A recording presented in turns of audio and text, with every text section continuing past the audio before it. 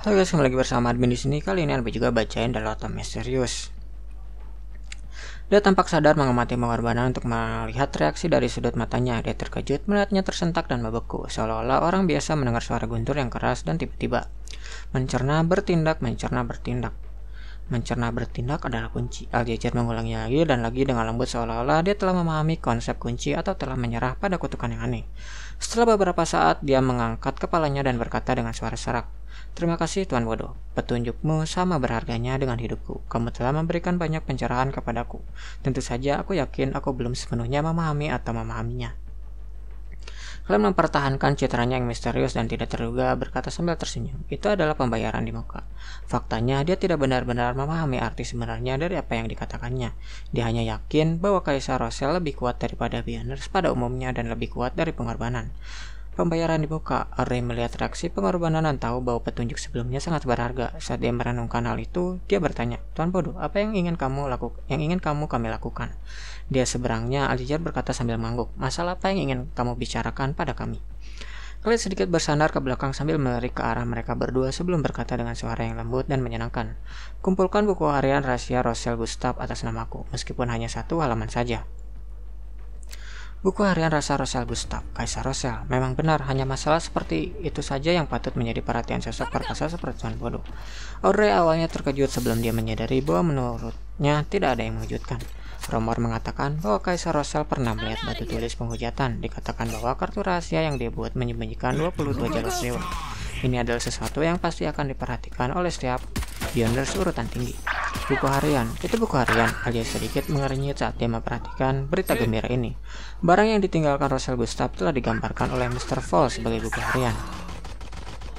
Bagaimana dia tahu? Bagaimana dia menentukannya?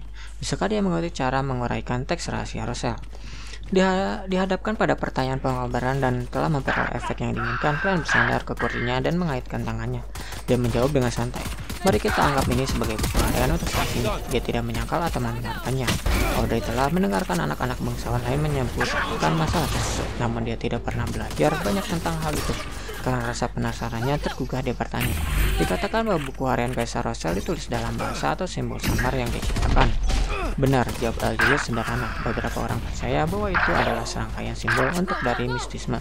Yang lain percaya bahwa itu adalah hieroglif, namun hingga saat ini belum ada yang menemukan cara yang benar untuk menguraikannya. Setidaknya hanya itu yang aku tahu."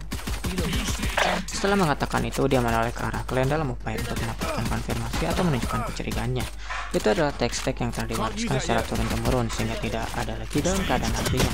Menurut pemikiranmu, bagaimana hal itu bisa diuraikan? Kalian mempertahankan ketenangannya sambil diam tertawa mencela diri sendiri. Adapun cara menangani simbol-simbol ilmu kebatinan, ia langsung teringat akan dengan hal yang lucu. Mengenakan topi berujung hitam dan jubah panjang, seorang penyihir jahat menarik lengan bajunya untuk memperlihatkan simbol tato di lengannya.